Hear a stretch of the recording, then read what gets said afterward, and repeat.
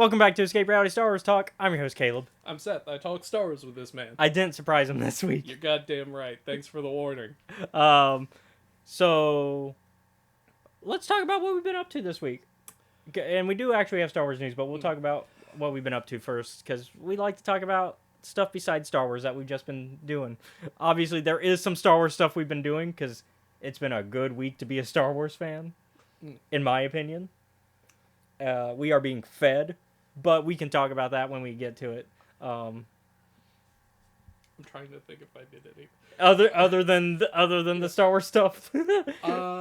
Well, a couple of things did happen. The water got turned off for our house for like a day or two. Oh.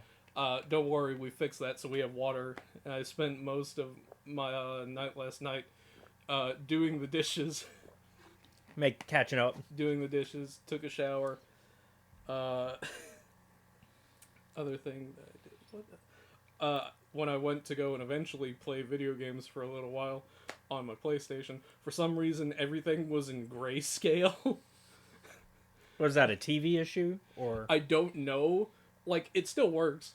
I just can't see shit in color. So it's still not fixed, I take it then. So far, I just kind of turn it on and off, the PlayStation or the TV, and eventually it goes back to normal. Could it be maybe the HDMI cable? It might be. I might need to jiggle it a bit. Just, wiggle it. Yeah, just take it out, reinsert it. Yeah. It's the HDMI equivalent of turning it off and back on again. And went and I've almost completed the Boon run of Outer Worlds. I am at, like, not necessarily like the penultimate fight, but essentially I'm max level. I'm as high as I can go. And I'm almost finished with a murder on Ariadnos. Which, funny that, we talk about that. The last episode of the Boon arc for the Boom Boys will be out by the time this episode airs. Oh boy. I have some feelings about how that ended. Because that episode is, at the time of recording, it's coming out tomorrow. So, currently we record on Thursdays for pre-recording. Deck collection or travel? The deck collection. Okay. That's not the one that I was talking about. No.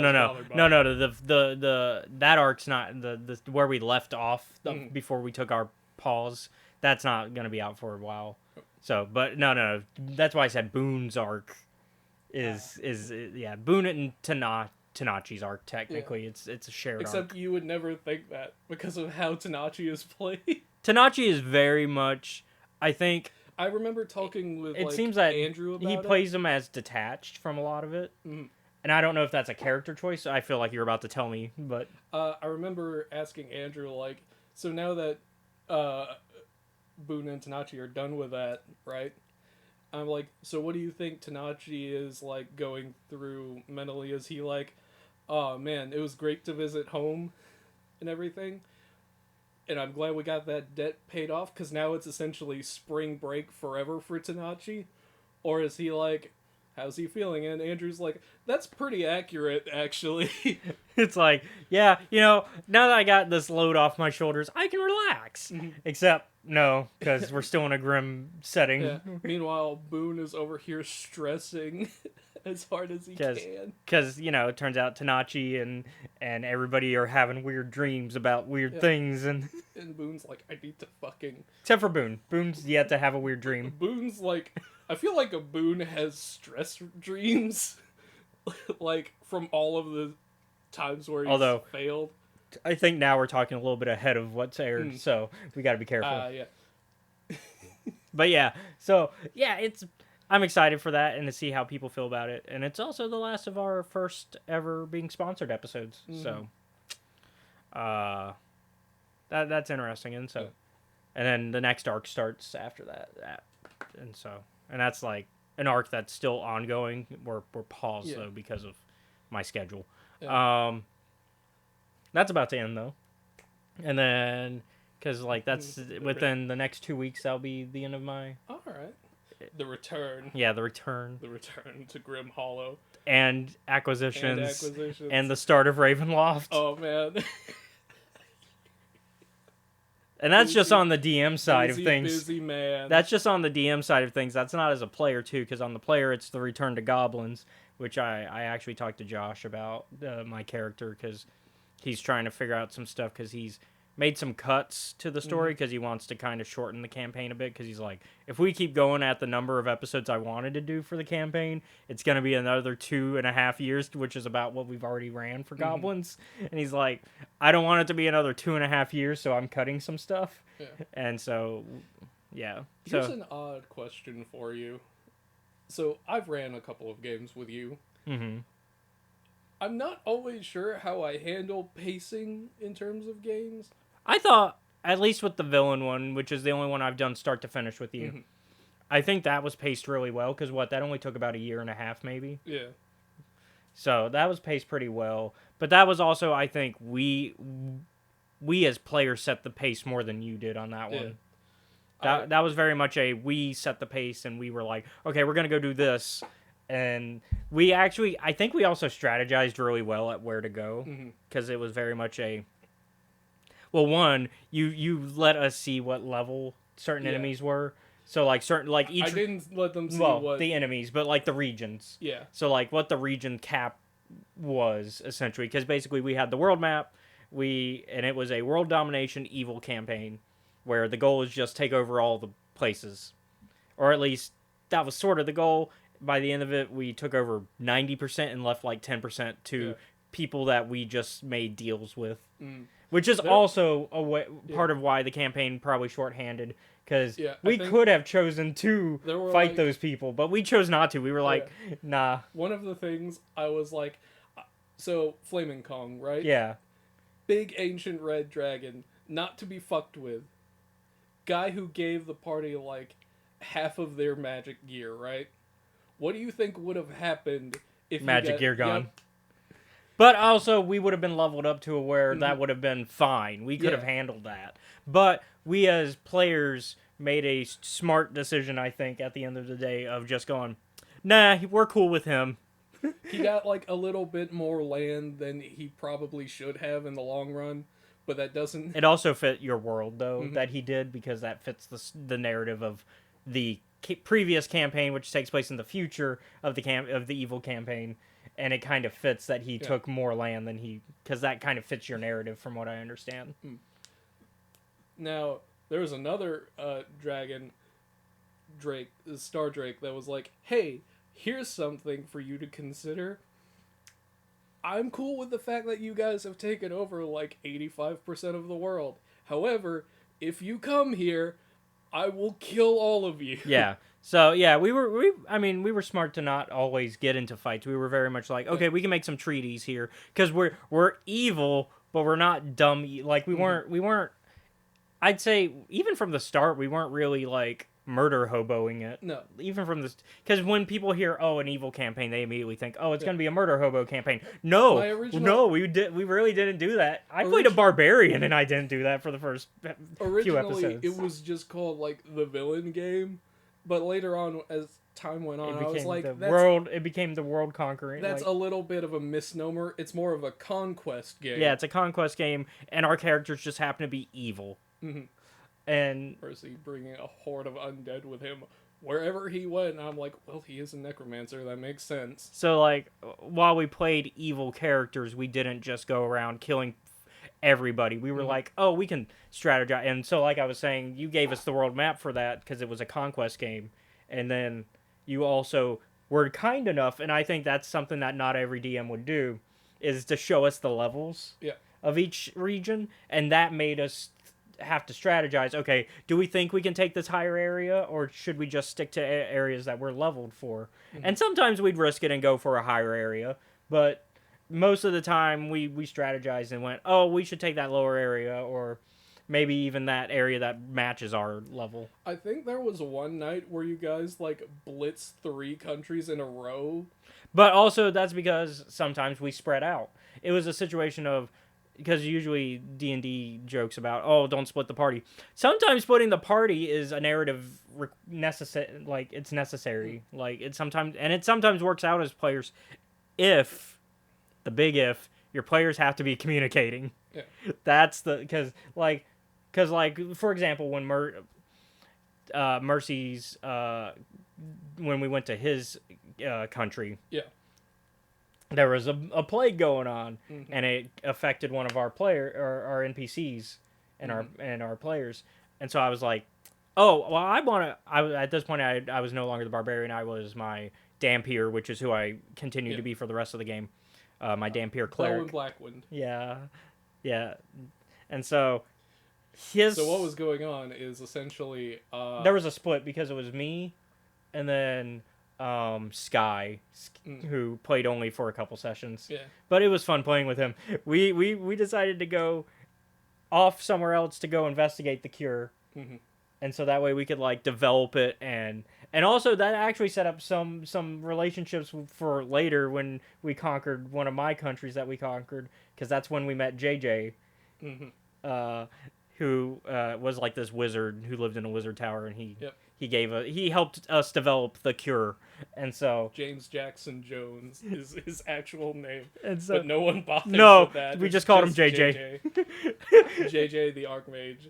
Yeah, and so we worked things out. And so once again, while playing evil, I was like, well, I'm playing nobility evil, so I'm gonna lean into that, and so because I think we've talked about this. Belwyn was a twist on the Hamlet archetype, because I was very much like, oh, this is a Hamlet character, except he is not right about any of what's going on, and but the one thing he does correct, which is what Hamlet should have done, is he actually goes get an army. That's the one thing Belwyn did right that Hamlet did not. Everything else, like, it's one of those, like, if what was the name of like Belwyn's cousin that was like, oh yeah, this has just been like an elaborate prank by her. Yeah. Because she pranked Belwyn at like the worst possible time when his dad died. He's like, I gotta come back home and I gotta go get an army, come back and kill all of you. So, and I do, and then I leaned even more into the Shakespeare references with my epilogue for him, except that one was King Lear. Yeah, it was King Lear that I leaned in for Belwyn on that one. So he starts off as Hamlet, ends as King Lear. Yeah. Meanwhile, like, Mercy goes, he makes a deal with Baba Yaga that doesn't work in his favor. I mean, it does get the thing that he wants, but like all of the deals, I have a bad habit with Andrew, and so does he. Like, I offer him a deal, but he doesn't look at the fine print. He doesn't ask any more questions. Then he's like, "Hey, will this work out for me?" And it's like, you will get the thing that you want. It's just there's fine print that you're not examining closer, and you probably should, because so the fine print was basically the deal he ended up doing was, oh, we're gonna bring him back to life, our NPC companion, bring him back to life, but he's now a servant of Baba Yaga who only comes out every full moon or something like that. I think it's like he can only be present on the material plane at night. Oh yeah, and so it's like, but he's working for Baba Yaga when he's here. Like he's doing Baba Yaga's chores essentially, and then he goes back to like the Baba Yaga plane when he's done during the day. And we don't know where he'll show up because he just pops up wherever the chore is. We did eventually track him down and help him, but that's a whole nother. Yeah. There was one night where, because Andrew's character Mercy was a necromancer, and like the Grim Reapers showed up and was like, "Hey, quit fucking around." Yeah. So like I said, splitting the party is not always a bad thing. It can make very interesting choices, but once again, you have to communicate with the other players. Yeah. As a player, that's on you. You have to communicate with your players to like formulate what you're doing. Even if you guys are gonna do very different things, like in the case of Andrew making a deal with Baba Yaga and us being like, well, we're gonna just make a cure, and so, but yeah, but by that point he had died, so we weren't gonna bring him back.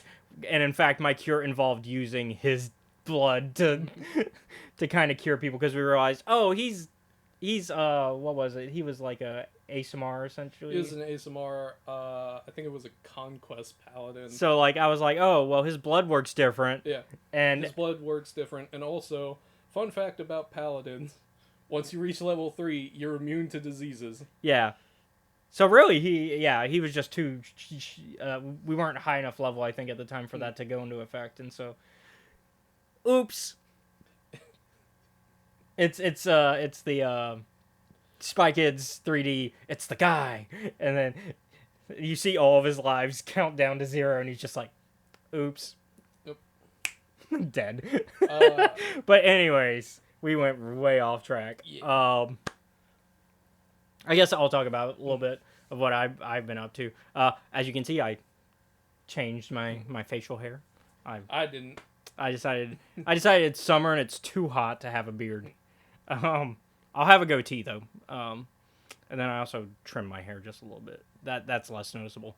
And then for the last Thursday, we watched not the Thursday of when this is airing, but the Thursday before. Because remember, we film on Thursday, so tonight is when it's Britt's turn. But last week was my turn, and so we continued Highlander.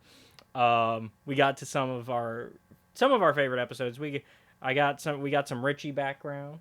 We got to the part where we are halfway through the season, so they go and move to Paris, which so we were watching it, and I was like, I don't know why they do this halfway through the season. And then I looked it up because I was like, I wonder if there's a reason, why this happened. Yeah. Because I knew that the studio, like William Panzer, is a French, French studio that. I thought that you had forgotten the in-story reason why. No. I meant the creative reason, why as a production did they do this? Yeah. So I'm over here like, oh yeah, it's because Tessa gets an art job over there or something, and you're like, no, that's not what I'm talking about. And so I looked it up because I'm like, I figured it was probably more to do with William Panzer being a French studio, or having French studio connections. I think it's French Canadian really, but anyways, because that which would also explain why Seacouver exists, because they're but also Seacouver exists because all TV shows are even today are filmed in either Seattle or Vancouver. Sorry to burst that bubble, especially if you watch CW. That's where most of CW shows are filmed, either in Seattle or Vancouver. You're welcome. If you're ever looking to know where things are filmed. Nowadays, also a lot of things are Georgia, with Atlanta, because they're also pretty cheap to do a studio build thing. But anyways, the reason they start doing France, because they actually film in France. They actually moved production and went to France. Because I was like, oh, they just no, they just moved everybody to France for 3 months or so. However long it takes to film half a season, because they did it for the second half. And so I looked it up. And it turns out, I said it was 80% of their money, 80% of their funds for the show come from European countries and different, distributors from there. And then, the last 20% is American. And it turned out that overall they were making, I can pull up the actual numbers. Why am I guessing? I can pull up the numbers. It's wild how much that show actually made, and then you realize, okay, that explains why they do 6 seasons of this show when you find out how much money a single episode made. Just a single episode. Let's see. I can't remember where in Wikipedia specifically I found it. Yeah, because it was Gaumont Television that was the French leading production on this one. Although William Panzer, I think, was in the background because they're the ones that do the movies. And then now Paramount, I think. Or no, it's NBC. NBC owns, along with Fox, the distribution for Highlander, the series. So it's kind of interesting how that works, because for a while, when we were watching... Before I got Britt into it, we were watching on Peacock, because that's where the entire show was. Now it's not there. I don't know where it is now. We've been watching because I have the episodes, so that's how we've been watching. But I think Hulu's also a place that it could probably end up, but it's not there right now. It's been on Netflix a lot too. That's actually how I watched the show the first time. Let's see if I can find it. Yeah, so it was.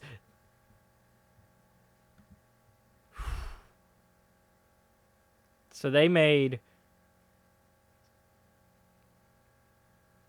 Oh, we do have a full number actually for how much they made for the. Because we were guessing, we were speculating like, oh my god, there's like 22 episodes. Yeah, so it was 75% of the budget was from overseas, and that was $800,000 per episode, just from the international income. And so we started speculating. We were like, man, that means like $1 million. That's $1 million per episode, right? Which is like a modern. That's like a Disney Plus level budget. That's a HBO level budget of $1 million an episode. This is syndication TV. This isn't like some like this wasn't on HBO. This wasn't on Stars. This was on syndication. Which is also why they cut a lot of the, like, you can tell where it's like, oh, this is supposed to be a sex scene, but this is syndicated TV, so they can't do that. You know which scenes I'm talking about, too. I was just thinking about, like, there's a dumb joke, I'll tell you later. But yeah, and so, like, the last 25%, but apparently I'm now looking, because we were like, oh, that's about $22 million for the season. It's $26.1 million they made for the first season. So we weren't that far off. We weren't that far off, but dang, that's a lot of money. Because also, like, with inflation, like, that's starting to hit pretty high. Let's see if I can find inflation. Because now I'm curious to find an inflation calculator. Here we go. Here's the, like, official, like, government official one, sort of. Like, it's the best one. Let's see. So, 1992, because that's when they would have been paid for it on the budget. And so we put $26.1 million. So that's a lot of zeros. That's, Oh, hold on. 6 zeros. 5 zeros, because you get the one. Yeah. 26.1. So, you know.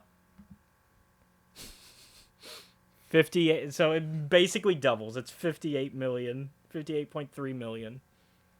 People wonder why we fucking complain about work.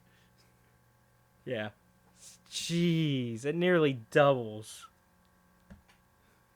So they were making 58.3 in today's money just from one season. So that explains why 6 seasons of the show exist. I mean, it's a good show. It's a good show too, because also I like watching Britt slowly like become a fan. Because she's like she's like the first movie does not sell you, and I'm like the first movie I think is a good movie of establishing the world, but it does not sell you on the franchise. Like it sells you as a good standalone film, but it does not sell as a franchise. But then the show really sells that. And at first she's like, I don't know if I like this Duncan guy. Because, like, I was explaining how Duncan's the favorite. I was like, Duncan versus Connor. Duncan's kind of the favorite. I'm a Connor guy. But, like, Duncan's the fan favorite. Like, if you ask most people. And I do appreciate Duncan. I love Duncan's sassy attitude. He's got a bit of sass to him. And I think that's what's winning Britt over. They both have their charm. Yeah. Like, they're both like, if they were D&D characters... Which there is a system conversion, which I bought. So we're gonna play that at some point, but we'll do like a one shot of that because I think that's one shot material. That's not a full campaign worth of material. I think you can make a campaign out of it, but it'd be really tough. Be difficult.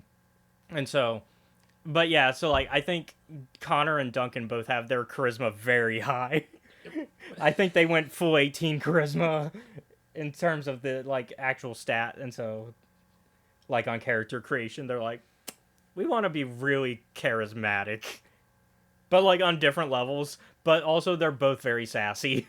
They both are like, we've got jokes, we're gonna make fun of you while we're fighting you, and then, get our asses whooped and still make jokes. But yeah, and so we're getting to the parts in the show though that I enjoy the most, which are when we have like overarching things and world building, and because we're at the part of season 1 now, which is where we get like returning characters and we get like villains that are gonna come back multiple times because we've got Xavier St. Cloud. Yep. We haven't quite gotten to the hunt to the Watchers or the Hunters yet. That's like season 2, I think. Yeah. We got Darius. Yeah, we got Darius. So we're getting some recurring characters now, which is where I start to get invested in the show a lot because I like the world building and the mythology of Highlander, and so I think we're getting to that part. And I think now that we're at that part, that's where everything really starts to take off. Even with the show still being like what was modern back then, what was like the common thing of having like a 20+ episode season, which has been like a little tough on Britt, although now she's gonna make for the ironically she's gonna make we watch Supernatural now. She's hitting you with a no you. Yeah, because I've not actually sat down and watched Supernatural, even though I probably feel like the type of person who has. I haven't. I was explaining on the car ride here, I'm like, it's one of the shows where like jump in for a few episodes, get sidetracked with something else, come back for a few episodes in like different seasons. So there's always, whenever I would sit down to watch it, because like Pat, he really liked that show and he was all caught up, so I would sit down and watch a few episodes with him every once in a while, and I would have no clue what the fuck the problem was. All I know is, man, do those Winchester brothers care about each other when they should. I'd recommend they seek therapy. It's okay if your brother dies eventually. You don't have to bring him back. Well, they also 9 times. I mean, from what I do understand, they also have a lot of daddy issues. Yeah, that too. A lot of daddy issues, a lot of letting go issues. Yeah, they're very bad at it. Yeah, but it is.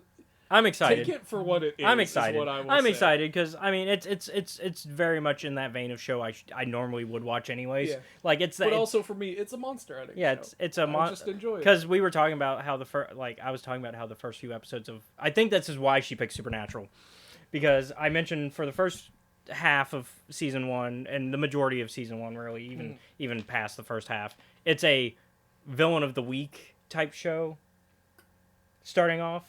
And she's like, oh, it's a monster of the week type thing. I'm like, yeah.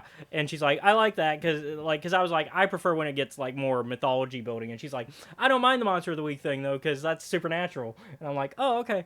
And now this is probably why she's making me. Ironically, after I finish Highlander, I've already decided what I'm making her watch next. And it is also a monster of the week program. I'm going to make her watch X-Files because I'm really getting into it. I'm sold. I'm on season 3 right now of X-Files, and boy, oh boy, are things building up in terms of the mythology too, because like you get your monster of the week, but you also get your mythology. Also, the guy I told you about either last week or the week before, the guy that slithers through vents, he came back. He had a reprisal episode. He got back? Yeah, he got a second episode. Oh boy, because they didn't kill him at the end of the first episode. They arrested him, and so he got off on the charges in the second episode, and so he goes after. What do you mean? Because the only thing that they could prove that he did was he assaulted Scully, and that's the only thing they could prove. They couldn't prove because Mulder obviously was like, "I'm telling you, he's like this liver-eating psycho," and they're like, "We can't prove that. You're talking very weird, Mulder. You're very spooky," which is his nickname because they call him Spooky Mulder because of his theories. He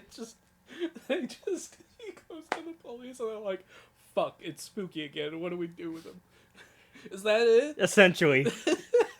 And so there have been actually some surprising guest stars in some of the episodes. You got a Joan Jett appearance in this one? No. But Leo from Highlander shows up. The war veteran guy in that one episode of Highlander. He shows up. I didn't realize he's actually a well-known character actor until I looked up the rest of his like catalog. Because he's in Fast Times at Ridgemont High as one of the teachers.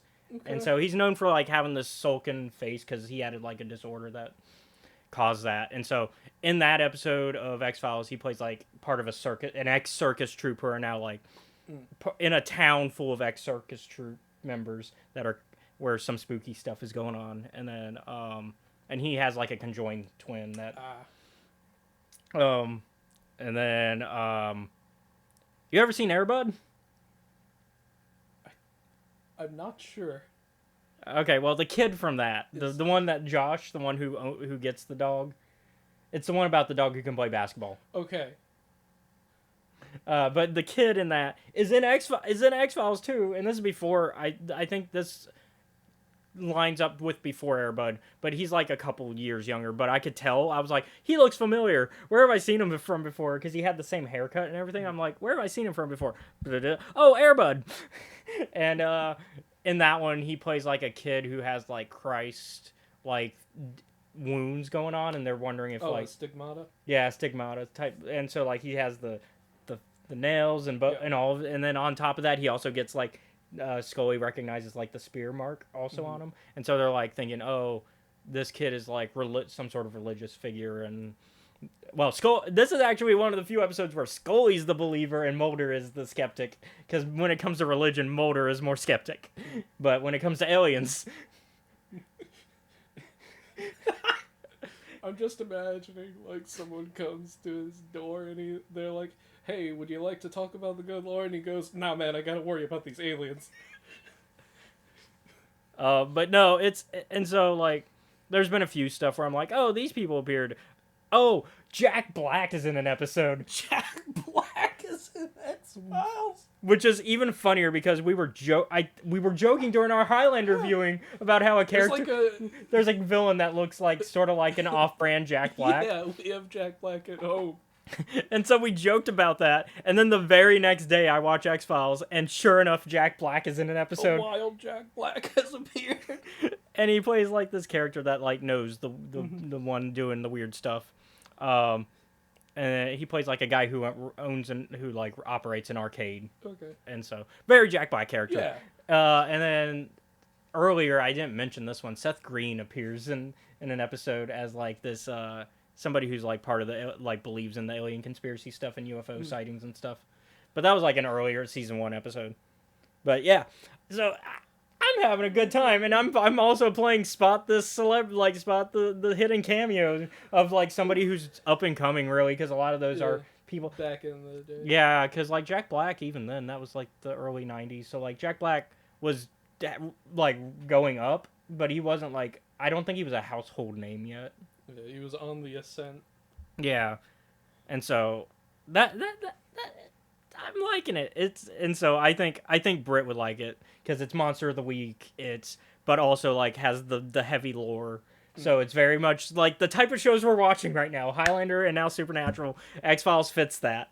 Except instead of monsters, it's aliens and other weird government secrets. Maybe a ghost every once in a while. Yeah, and some weird government secrets. Oh, and witches in one episode.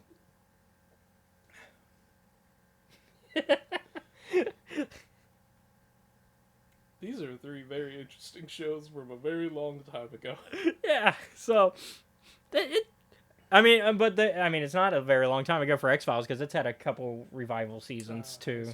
Yeah, so and some other stuff which are reasons why I'm watching it, and we'll talk about when that happens. Anyways, we are 30 minutes in. We should really start talking news and bam. Yeah, so we do have some news topics. They're very quick. First one's not really a lot of news, but we did get 2 new Star Wars things during this week. And so that's why I'm saying we've been fed as Star Wars fans this week. I think this is some fun Star Wars things, and whether or not you'll appreciate both things, you'll at least like one of them. One of those is the new video game Hunters, which we've talked about for a long time. It's finally here. It's a fun hero arena shooter in the same vein as Overwatch, except it's only on Switch and mobile. I do agree with some of my friends that it would be nice if it was on PC, because there are some moments where you're like, oh, it'd be nice if this was like a PC control situation. Well, not for me. No. For you and the rest. Well, I'm fine with Switch. I'm fine with the Switch side. I would not play this on mobile, but you've been playing it on mobile. Yeah, it's not that bad for a mobile game. From what I understand, the mobile side of it, like the only issue is like you're too much. There's not enough like it's screen coverage issue where you're from what I've understand of other people who've talked about it on mobile. I don't know if that's an issue with you, of like too much of the screen is covered when you need to see certain things. Just because you're, having to do touchscreen stuff a lot. Not really, in my opinion. Okay. We will save a deeper discussion on that for next week. But I've been playing on Switch, having a blast, trying out the different roles and finding what's right for me. You've been stuck with a singular character. I think you found what's right for you. Yeah, but I've been using them by choice. I haven't been stuck with them. I could use. That's what I mean. Like, that's what I the mean. other Like, ones. yeah, that's what I mean. Like, you found your right choice. I think. Although I think that's just because you haven't unlocked somebody else yet. I'll branch out later. Yeah, I mean, you only have what 2 or 3 characters Yeah, unlocked I've got at this 3 point. at the moment. Yeah.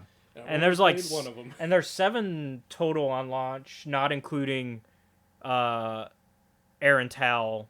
Yeah, Aaron Tell is Makes 8. Season pass. Yeah, he's season pass right now, which I did pay for the season pass. It's only $10, so I was just like, I'll do it. I'll show some support to this game that we've been asking for 3 years now. Yep. We read your book before we played your game. Yeah, and I think the end of the book hints at a character that's just available at launch now. It's the sniper one that I think you'll like. It's the blindfold Miraluka guy. He's kind of like a sniper, but he uses like what's it called? And I can't slugs. Slug Yeah, it's a slug thrower. Oh, no wonder you think I like it. Although I have decided, like, I've kept up with the Star Wars username for the online games that I've played with you. Okay, so that's how I can add you. Okay, cool. Mm-hmm. Okay. You know the one. Yeah. From It's the one that we used years ago. It's the one we use for the Old Republic account. Yeah. I'll make sure to add you then, because that way you can add me back and we can do some squad up before the review next week. I've already squatted up with a couple people. I did last night. I played with Cal and Kenny, and that was fun.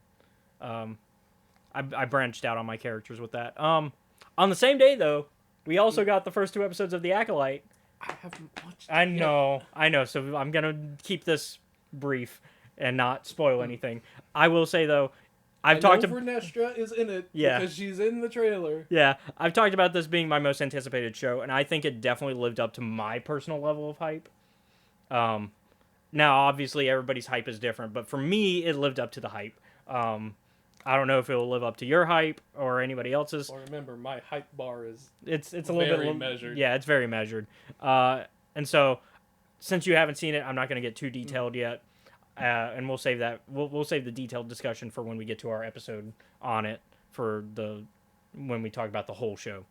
I'll just say if you weren't sure yet about watching it, go watch it, and you can decide for yourself. You might like it, but definitely if you're on the fence about it, check it out. It's a fun show. It definitely. I think the thing that you will like about it the most is it's kind of, in a weird way, also looking at Jedi differently. It's very much an examination of Jedi are also just people, and therefore make mistakes. There are times like.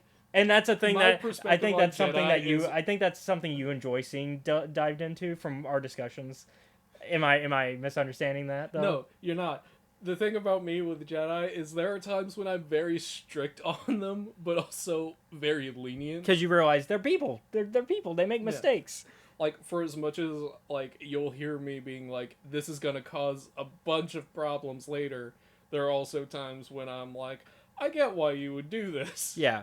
So they're people. They make mistakes, and I think that's something that the Acolyte really dives into, even just within these first 2 episodes.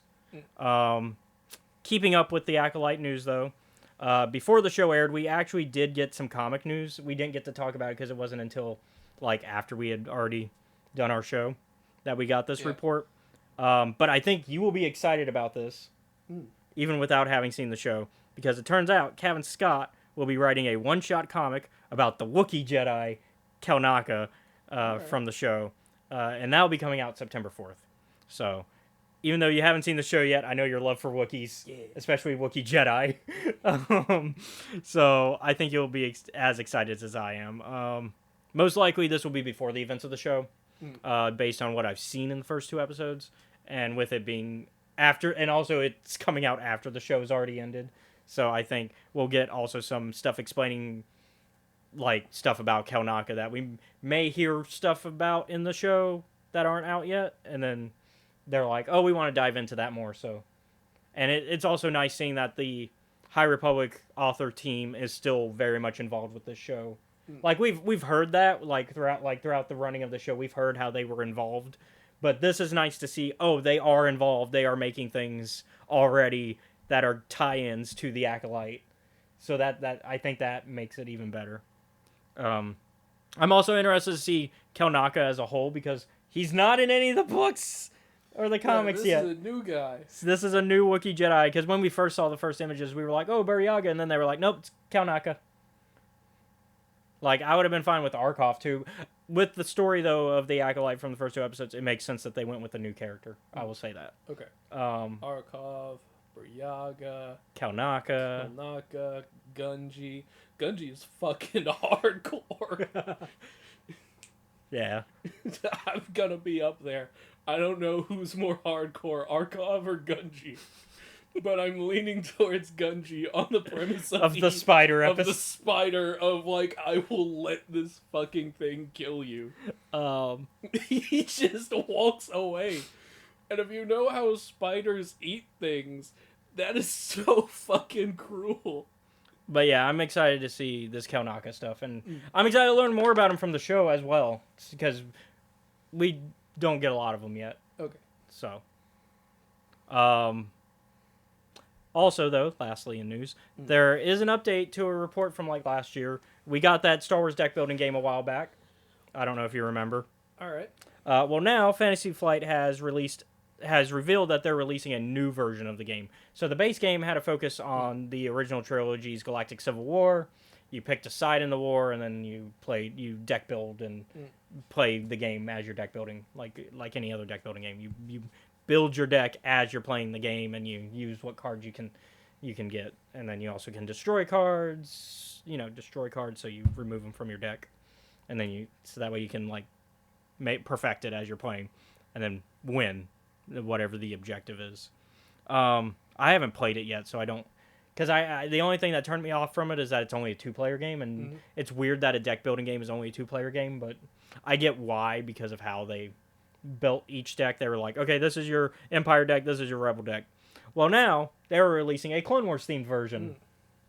So just like the first game, it will only be 2 players, with each player picking a side in the war. There's some new, from what I read, there's some new like dynamics to it of how the cards work, and so it's not a copy paste, but so there's new ways that you can like synergize your cards and make them work better depending on what you're building. And so this new version will come out in August. I don't know how you feel about that. I know we like some board and card games, so maybe we'll finally check it out when this version comes out, or maybe we'll check out the original one. I'll go before this one comes out, so then we can talk about both. But that's it for news. We got a lot of comics to talk about. They're not long, but we got a lot of comics to talk about. So we decided. So we're gonna hit you with a triple bundle. Yeah. So you may have seen the title and been like, "Wait, didn't they say they were gonna talk about Phantom Menace anniversary special last week?" And then we're like, "Yes, but now you also get free Comic Book Day double feature with it." Because we've been trying to kind of like keep the schedule clean for this season. And so part of that is whenever I give them something, I'm like, hey, let me know when you finished it. Yeah. And then we'll see if maybe we can fit some other stuff. So this is one of the times where you did finish it. I finished it, and I was like, I should probably let them know that I finished it. Yeah, because last time you didn't quite tell me on time, where I was like, oh, I can't hand them this then. But these I did, because I was like, okay. Plus, I finally found the free Comic Book Day issues, because that was also, I had to wait, because even though they are free on free Comic Book Day, only the physical ones are available on the day, and then the digital ones come out like over the next week or so, and so I had to wait for the digital copies. So spoiler warnings for all 3 of those, because we're going to talk about Phantom Menace 20th anniversary special, number 1, one shot really, but it calls it number 1, and then we're going to talk about the Young Jedi Adventures free Comic Book Day for 2024, as well as the Star Wars / Darth Vader free Comic Book Day for 2024. spoilers for all those. Let's start, I guess, chronologically. We'll start with Young Jedi Adventures. Yes. I loved it off the bat. Like, I know it's just a little. It's not a major thing. Oh, thank God there is no stress going on in that one. Well, I mean, it's Young Jedi Adventures, so the demographic's different. Yeah. But I do like the tie-ins because they like the show. We talked about how in the second half of season 1 how they're really starting to tie in what's going on, and I don't think we'll ever see anything as grim as what happens in the main stuff in that show, but we start to see like characters crossing over. And so we get that more of that in this. We get Young Jedi Adventures meets the High Republic Adventures crew, and it takes place before, like immediately before the High Republic Adventures #1 starts from the initial Phase 1 run, because we established that Young Jedi Adventures takes place before everything else, and ends about the same time as the end of. Well, no, it ends a little bit before Phase 1 ends. Or Wave 1 rather ends, because Wave 1 ends with the, them showing off, but Phase 1, but Young Jedi Adventure Season 1 ends before the actual ceremony. Like, it's before the actual ceremony. It's like because they're like, oh, we get an early preview is what they said, I think in that episode, when they're on Starlight. They're like, oh, we get an early preview before the actual unveiling. I think they mentioned, so. Liz, Nubs... Yeah. And Kai go and they drive real cars with the assistance of their older classmates. Well, no. Only one from each group gets to fly the new plane. Oh, okay. Yeah. Maybe I misread that. Yeah, because they I thought they had separate planes. No. So basically, in the comics, so they talk about how we get to finally fly the Jedi the vectors, like actual Jedi vectors versus like the training ones that we see throughout the show, because they're kind of vectors, but they're not in the show. Like we see that a lot, and so they're like they confirm no, those are training ones, and so now that the real Padawans are here, they get to. And I have a question for you. Yeah. How many training vectors do you think Anakin crashed? I'm thinking 7. Well, they wouldn't have been using vectors anymore because they would have they would have switched to the Jedi Starfighter model that we see in the Clone Wars. So 4. Yeah. Unless they still use vectors for training purposes. Like maybe they go, oh, this is an older model ship. It's a little weaker. Yeah. And if you crash it, it's not a big deal. So, who knows? Maybe, who knows? They haven't really established that in Star Wars. We see, though, by the prequel era, they switched, like, to the Jedi Starfighter model. And so, But yeah, so Nubs is worried. Court, Forzala, Lula. Yeah. Are the 3 that are there. Yeah. Which confirms that it takes place before. Yep. And it's also, they set up the idea that Yoda just started moving over to train them instead of training the Young Jedi Adventures characters. Which makes sense because we start seeing him less and less in the show anyways. So it makes sense that... Because he really just visits. Yeah, he shows up every once in a while. Yeah. It's like the principal. Yeah. He's like, I gotta check in on you sometimes, you youngins. Mm-hmm. And so... but now he's in charge of a different... In the mobile school. So he switched schools. And so they... Nubs is worried about the fact that, hey, what if they don't like understand my language? They don't speak Pubian. What am I gonna do? And they're like, it's okay, we can translate for you. And then automatically they put the Nubs with Court, which I think is sort of a dick move from Yoda. Yeah, I'm like, wait, Yoda, hold on. Have you considered the fact that maybe even if Nubs can understand Court might not understand Nubs. or the other way around. Maybe Court, or maybe they don't understand each other at all. But at the end of the day, they still end up working together well, because like crisis happens, the ship that they're supposed to be like guiding in the parade ends up getting like on fire and about to explode, and so they're like, they're told to leave, and they're like, nah, we're going in to save the day, which makes sense. Which makes sense with Court Nubs, I think, because that's definitely their mentality of they want to help people. So it makes sense that the two of them are like, yeah, we're going in. And so, meanwhile, on the surface of Tanu, the rest of our crew, the young, our Kai and Liz and Lula and Farzala, thank you, are like trying to help calm the people and keep them safe from what's going on. Which at first Liz and Kai are panicking. They're like, "Nubs is up there," and then they're like, "You got to trust your team." Look, worry about the problems you can solve, not the ones you can't do anything about. And just trust in your friends in the Force, because they obviously know what they're doing if they're up there. And it turns out, yeah, everything turns out fine. And so it's a fun little thing. No high stress thing, and they save the day, and everybody has a good time and gets to be friends. I think it's weird seeing. I think the one that translates the weirdest to the art style, because they tried to duplicate the art style of Young Jedi Adventure specifically, because you had a couple options you could have gone. You could have gone, because this one's Dark Horse. Yeah. And so Dark Horse is the one that's doing the High Republic Adventures comics. And so they had a choice. They could have either gone the Young Jedi Adventures art style or the High Republic Adventures art style. They went the Young Jedi Adventures art style, which makes the heads a little bit bigger. They got like big head type of design. And so it was, I think the weirdest one to see in that design was probably Lula. I thought that was weird to see her in that design, but I grew on it like as the issue went on. But at first I was like, "Damn, that's a big head." Like Farzala didn't feel weird, and neither did Court, and Yoda fit in because we'd seen him in that design. Now, of course, they didn't do 3D big head; they just kind of did the big head design, like very obviously kids animated design, but in 2D.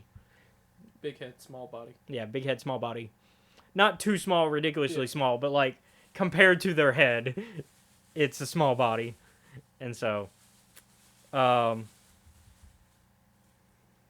yeah, that's Free Comic Book Day for High Republic Adventures. If we're going chronological, next is the 20th anniversary for Phantom Menace. Yes. Oh boy. So this is one of the ones where I'm like, damn.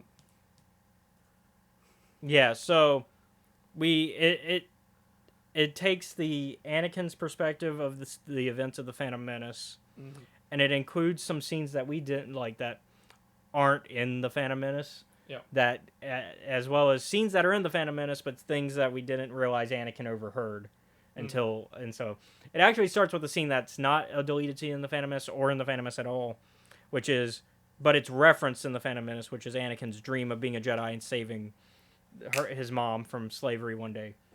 And so we actually get to see that dream, because so far as a fan for the 20 years that the film's been out, we kind of just had speculation of, we kind of know the dream he's had, and like, because he's just talked about, one day I return as a Jedi.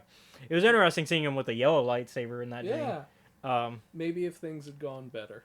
And so, but we do see his caring nature still, because this is when he's 9, and so this is probably the most innocent Anakin throughout the franchise. This is the see that Anakin is still using deceptive tactics even as a child, but I approve in this instance. Yeah, so like he saves so they really nail home hey, there's a bomb implanted in you that will blow up if you run away, because that's how slavery in Tatooine works. Yeah. And so they really nail that home, because specifically they want you to they bring it up twice before the payoff for why they bring it up. And the reason they do that is because they're setting up Anakin saving a Tusken from getting into slavery, because these two guys just randomly show up with a Tusken. Yep. The two guys from his dream, actually, by the way. I guess maybe they're I think the Force was there might have been a Force vision connection to that. Maybe there's that, or maybe they're just known slavers in that area. Maybe. I think it might have also been the Force kind of leaning him in the right direction, because the Force visions are weird. They never are interpreted correctly. So I think it's, yes, you're going to help slaves every now and then, but you're not going to, it's not going to go the way you're thinking. And so in this case, he saves the Tusken by through some deception of. Yeah, essentially he throws a rock and goes, "Look over there." Yeah, and then they go, huh? And then he's like, all right, you're free, run. Run. And then he tells them, oh, he went the other way. Yeah, he went that way. And so, And they're like, you better not be lying to us. they didn't even say that. They just went off and yeah, they just believed him. yeah, they just Sorry, it's. I'm trying to remember. Is it like another droid? It's like when asshole. it's when he's doing a chore for Watto because a droid comes in and is like, "Hey, you should be at work already." And he's like, "But Watto's got the shop. I'm not supposed to be in for a minute. Watto's not there, and you need to get a delivery. He needs you to pick up some shit from the spaceport. He needs you to pick his Amazon order." Yep. And like he goes and he takes it back to the shop. And he goes to the guy, right? Yeah, and the guy's like, "Oh, this is the last time you get it for free. This is the last time I ever do shit for Watto on credit. Next time he paying." Next time he pays. And so, yeah, Anakin is happy when he brings it to the droid, and the droid's like, "Why are you so happy?" And it's like for multiple reasons. It's one, he's helped somebody, but two, it's also Anakin tells him it's because Watto owes this guy money. Yep. And he's like, "That's none of your business. Get out of here." Anakin's like, just because I'm small and I can't fight back doesn't mean I can't backsass you, you fucking asshole. And if you damage me, then it's on you, and Watto won't be happy. Mm-hmm. Especially because he wants me to also drive the pods.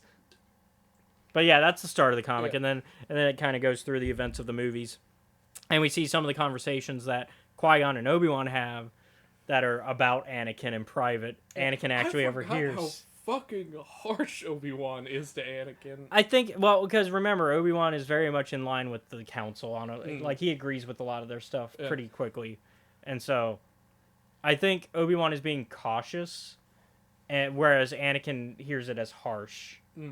And that because that's the case with the Council in general, is they are trying to be cautious about stuff. They're like, hey, we just want to make sure that this is the right decision for you. Because being a Jedi means that there's going to be some and Qui-Gon even tells him that. Qui-Gon's like, there's a cost to it. It's a hard life. There's a cost to this. And like one of the things that they talk about that's a scene that's not in the movies is Anakin's feelings and emotions and how like his attachment for his mom. And we get two conversations about that, actually. We get one from Jar Jar, which I thought was interesting. And it's Jar Jar basically going, it's very human to have these emotions, and in fact it shows you're compassionate, that you dwell on these things a little bit. Now, of course, Jar Jar's like taking Anakin's word at value, because Anakin is also probably not telling him the full stuff, because Anakin tends to do that when he talks about what's going on emotionally. It's why we get the Revenge of the Sith Yoda conversation where Yoda gives him the best advice he can give based on what Anakin tells him. He's like, "Oh, well, we mourn we rejoice at people becoming one with the Force because you didn't tell me it's your wife and that you're having visions of her dying. Maybe if you gave me the full information, we could have had a different discussion about what to do." Yeah. But you're not. You give the answers to the questions they have. Yeah, and so it's one of those. It comes off harsh. It comes off harsh because Yoda's detached because Anakin is pretending to be detached, and it's like, no, you need to tell him full information for full advice. Because that's how advice works. If you want advice, you have to share the whole story. You can't give a part of it. And so, yeah, I think maybe that's part of... Because we see with Qui-Gon, he doesn't give the full information, either there. But also Qui-Gon has a little bit more information than Jar Jar on what's going on. So Jar Jar kind of is just like, yeah, this is fine. But Qui-Gon explains, yes, while that's fine for a normal person, you are also trying to become a Jedi, and we have a higher standard because we have superpowers, essentially. We have superpowers that are guided by our emotions, and therefore, if our emotions are not controlled, our superpower is not controlled. And that's... Yoda is the chief of police. Qui-Gon, this is a weird comparison to make because of my thoughts on things. Yoda is the chief of police. Qui-Gon is a beat cop who's out on the streets every day, and Jar Jar is a normal guy. Yeah. And so, but once again, because that's the thing everybody forgets when we talk about this detachment issue, attachment versus like, and when people talk about this, they forget the Force is bound to your emotions. It is a superpower in the Star Wars universe. It is a superpower. It is basically letting your emotions have free reign while controlling the Force is essentially the times where Spider-Man does not hold back his punches. And we have seen what happens when Spider-Man doesn't hold back his punches. People die or lose jaws. Let's not forget Superior Spider-Man when Doc Ock just went, bah! Oh, shit, he could have killed any of us at any point he wanted to. He was holding back. Yeah, except for that one time against Tombstone, but don't worry about that, because Tombstone can take the hit. Or anytime somebody came after his family. Yep. Just ask Kingpin. If you mess with the family, you're not fighting Spider-Man anymore. You're fighting Peter Parker, and that's scarier. And that's a different breed of human right there. But yeah, so that's the Star Wars, like that's like the comparison to make when you're talking about these emotions and not letting when you let your attachment control what happens. Because you can have, because they never say you can't like care about somebody. In fact, that's like the prime tenet of being a Jedi, is that you do care about people, and that's why we're doing what we do. It's that you can't get to an emotional attachment where it can throw you off balance and make you lose your anger, and that's why they give the fear leads to anger speech, because fear is a guiding factor versus like, you can be afraid of something, but if fear is all you're thinking about, then that's going to decide your decisions for you. Like, being afraid of something isn't like that. I don't think that's what they're saying. I don't think they're saying don't be afraid of things. They're saying don't let it guide what your choices are. It's not phrased that way. No, but which makes things harder. It does, but I think throughout the years of training, Anakin probably would have heard it said that way eventually. And in fact, he does know that it's that way because of his conversation in Attack of the Clones with Padme about like compassion. He says, "No, we are taught to be compassionate." So you get the lesson. You know, you're just twisting things. But we can talk about that in our Attack of the Clones episode. But the rest of the back on track. Unless you had something you wanted to add. I was going to say, sometimes you'll receive a lesson or an expression, and you'll think about it, and you'll come away with a different interpretation of it. Yeah. Like, for example, so everyone knows, like, the boy who cried wolf, right? Mm-hmm. What is the lesson of that story? To not be a pathological liar. Mm-hmm. An easier way to understand it is, if all you do is lie all the time, eventually when you tell the truth, no one will believe you. Yeah. So don't lie all the time. You can lie every once in a while. I don't know if that... This is something that I learned as a child. You can lie every once in a while, but when don't lie about serious shit. It's the more important part. Yeah, that's the more important... Yeah. But yeah, don't be a pathological liar, because then nobody believes you when you are being honest. Yeah. But obviously, if you're a pathological liar, that has you're less... You're gonna do it anyway. Yeah, that's more of a mental thing than less of a choice. But continuing on, a couple of years later... Well, we don't... No, well, it's not even really... But we're kind of like... It's not even really a big time jump. They don't even say that, really. They just kind of imply that time has passed. But yeah, he gets freed. We hear some conversations of Obi-Wan and so from Anakin's perspective, and as well as his perspective of how he feels about how the Council treated him. He's already angry. Like, he's already so assholes. angry. Like, that flash of anger at Kiadi. But to be fair, the fandom feels the same way, Anakin, so you're good on that one. Fucking just want ice, you fuck. So it's fine. We all hate Kiadi. But no, it is weird hearing after after at the end near the end of the comic when Qui-Gon dies and Anakin finds out the news from Obi-Wan. It is interesting hearing a conversation in that's new, that's a repeat of a conversation that's actually in the film. Which is, oh, I'm going to be the one to take you on because that was Qui-Gon's dying wish. Because that happens in the film, too. That's a conversation he has later. Because Anakin asks him, well, what's going to become... Because it's at the funeral for Qui-Gon. He asks, well, what's going to happen to me? And Obi-Wan's like, well, I'm going to take you in and train you.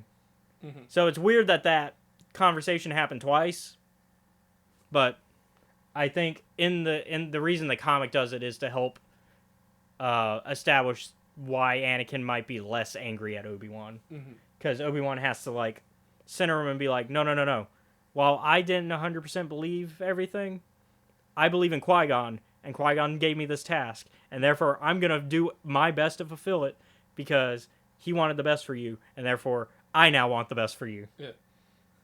It was his dying wish that I train you, so I'm going to do it. Council be damned. And I'm going to do... There's a couple of moments with Obi-Wan where he's like, fuck the council, yeah, I'm doing I mean, it. we get that all Except that's not the tone he takes. No. Well, because Obi-Wan tries to still... Even when he goes around the council, he's still trying to do it in a way where the council won't get as mad. Because, we see... I mean, I think the most rebel Obi-Wan we get is Padawan. Yeah. The Padawan book. Which happens on accident. Yeah. Qui-Gon overslept. Yeah, in Master and Apprentice, we get a little bit of rogue Obi-Wan, but not a lot. Because that one's really showing Obi-Wan, following the will of the Council more often. I'm curious, whenever we do get... Rael Averross? Where's Des Ryden? I need to know. When do we get the Mandalorian Civil War Obi-Wan book? Yeah. Because that's when we get the most rogue Obi-Wan, I think. Because that's Obi-Wan who is falling in love and dealing with his late teen emotions. Because he's 16 in Master and Apprentice? Yeah. So, he'd be 17, 18, depending on the math of when the Mandalorian Civil War happens. I can't remember exactly. I know there's been discussion of when on the timeline it happens, but I don't remember.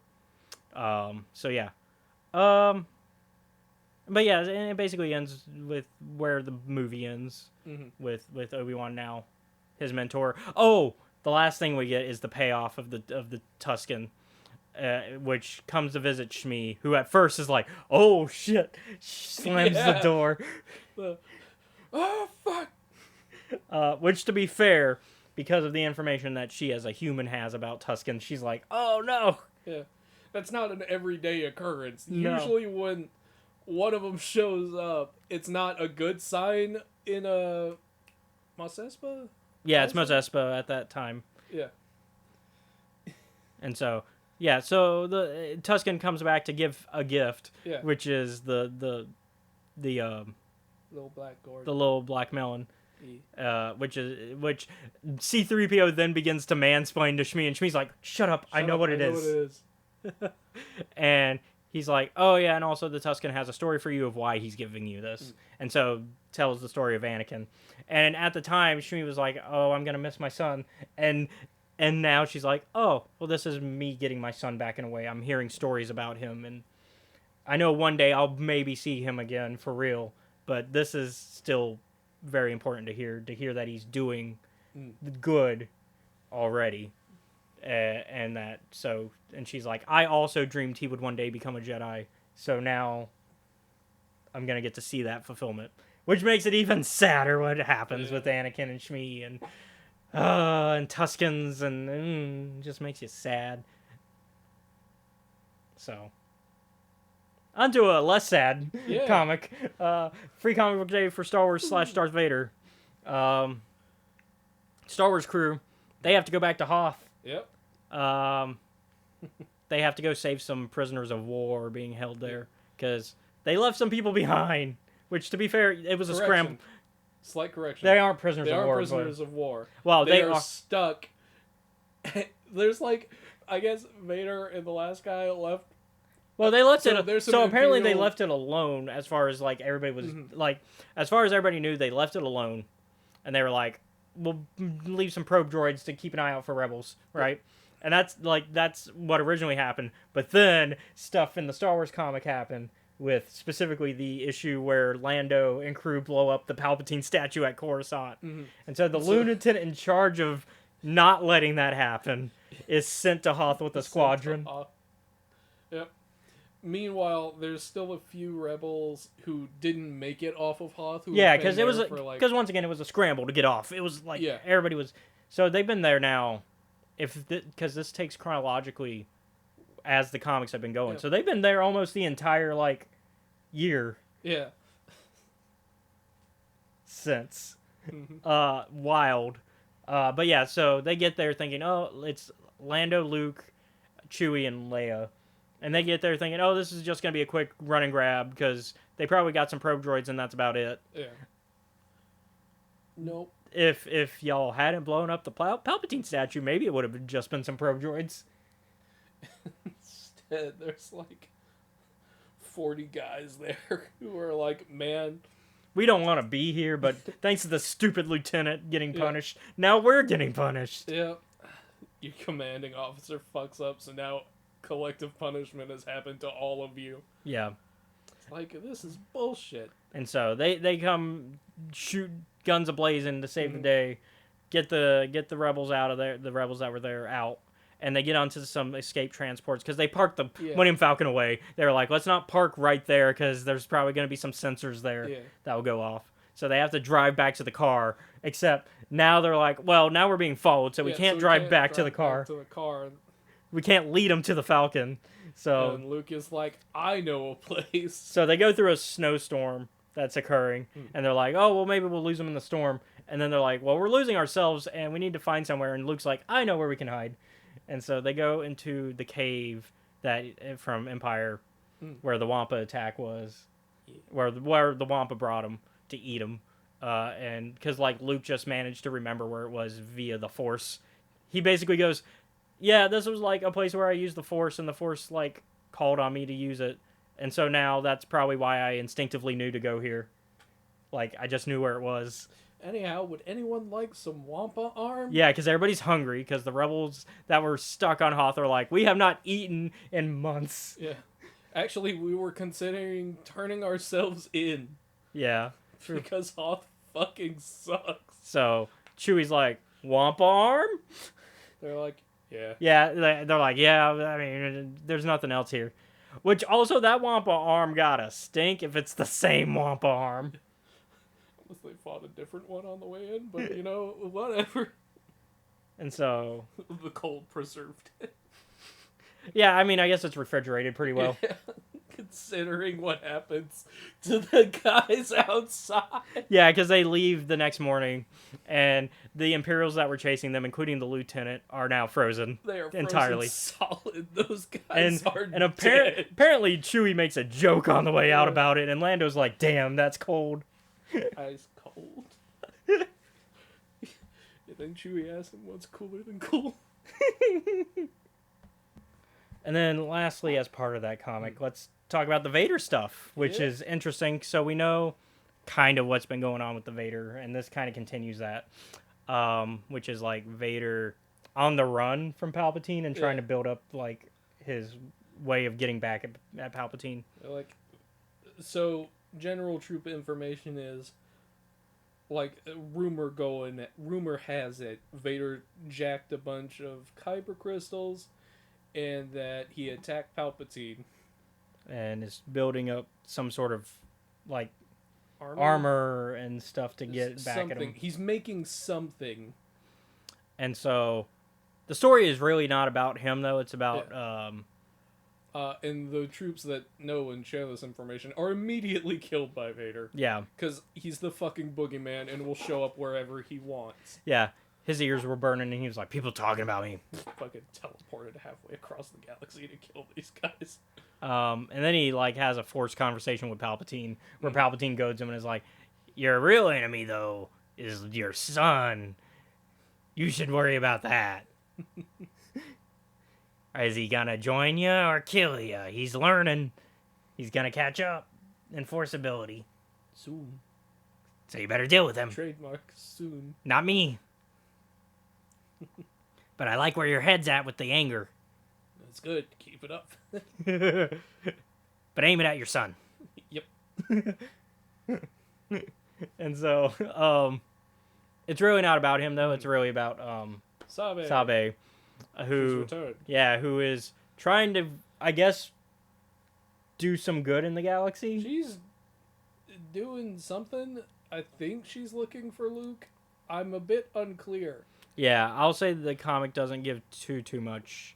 She does go and visit Somebody who I have no clue who the fuck they are. Yeah, so she's a character from the 2015 run. Mm. So the first run of the Star Wars comics. Yeah. So this would be the middle of the in between 4 and 5 run. Okay. So I think it was a wild choice to bring this character back, but I like it. I like where they were at with it. So they bring this character back, who was somebody from Jeddah, who's basically a con artist, and so Luke went to see her in the 2015 run to kind of learn about the Jeddah culture, because like at this time he was reading the Journal of Obi-Wan Kenobi, and Obi-Wan was talking about all these like Jedi related Force religions and stuff like that, and so that's kind of where all that kind of happened. And so so she's come back because Sabe's like, hey, you might have information regarding Luke and how I can maybe, find him. And so she's like, I mean, I might. But also, I'm a con artist. You should know that. Like, when I met Luke, he was kind of this innocent farm boy who just believed anything I said. Yeah. And it made me feel guilty. So I don't know what to do with that. Anyhow, I'll tell you where he is. Yeah, Warba. Warba's her name. But I need you to go down into that building and get me a box. Yeah. And so, it's a test to see if she'll actually do it. And then instead, Sabe helps somebody who gets like roughed up by some people who he owes money to. Yeah. And like he's like, but I gotta leave and go home because apparently he's part of a heist crew, and he's like, I didn't think I'd be here for this long. So Sabe helps saves him and leaves the box. Yeah. And I think I interpreted that fight. I interpreted that as a setup situation, where I think as part of the test that situation happens, to see how you react. And so Sabe comes back to Warba. Yep. And she is like, Warba goes, "Did you get the box?" And she goes, "No box." She's like, "Did I fail the test?" And Warba's kind of vague about it. Like, I don't know. Do you think you failed the test? And Sabe's like, I don't fucking care. She's like, "Look, the problem is people are gonna have expectations." Like Warba goes on like a expectations versus reality sort of thing of like how people perceive you, and she's like, when you believe you failed people, then that's when it gets weird. And so that's why like her feelings towards Luke are weird, because she's like, yeah, like Luke made me believe in myself. Once they say they believe in you, that's when things get weird. Yep. Because then you start to have to rethink things. Yeah. Although apparently she hasn't changed, Nope. because it's revealed that Vader was behind the test. He's like, well, Sabe failed the test, but you passed, so here's money, I think. Because it turns out in the box, like in it on the if she opened it, the top would have shown the Imperial seal, like it was on the lid. But we don't know what's in it because they don't show it. But I think that I don't think that matters towards what the story is. Like, that's not really what the story is about. But we're apparently going to see a lot more of her in the 2020 run, because they say that the story's continued in issues 46. So, of Darth Vader. So this was kind of a, it's a nice little setup to what's coming up. Whereas the return to Echo Base to Hoth one wasn't really that. It was kind of just a single isolated adventure. Yep. Which, Free Comic Book Day doesn't need to be connected to the overall arc. So yeah, that's all the comics we read for this week. Yeah. Definitely a 9 out of 10 on the 20th anniversary for Phantom Menace. That one was strong. 7 on Young Jedi Adventures. I liked it a lot, but it's there to do what it does, and it doesn't give you a lot. It's just there to be a fun comic, and it serves its purpose. So it gets an average score because it's for me. And then Star Wars and Vader, they're technically one comic, so I will grade them as one comic. Gets an 8, and it only gets that 8 because of the Vader part.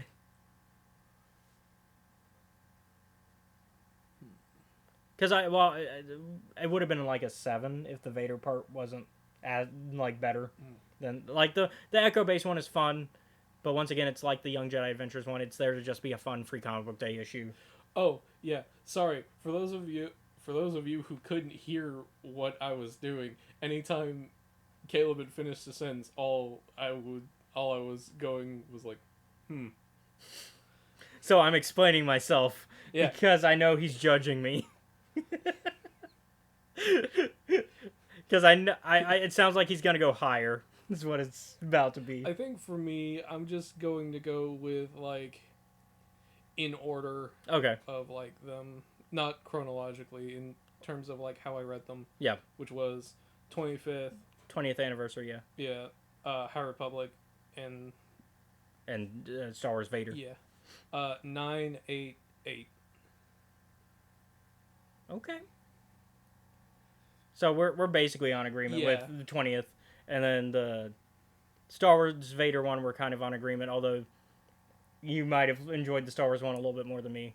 I enjoyed it. That's not what I'm saying. I don't think it's bad. It's just average. I think I just enjoy the like let's go to Hoth and get our friend story a little bit more. Yeah. Like I do like the setup with Vader. I think I probably enjoy it more If if, we were I knew caught who up. the fuck Warba Khalip is. I mean, that honestly, I think most people who are jumping into the 2020 run are not gonna know anyways, because she's not in the 2020 run up to is this this point. lady? She's in the 2015 run. Oh yeah, well that's 9 years ago.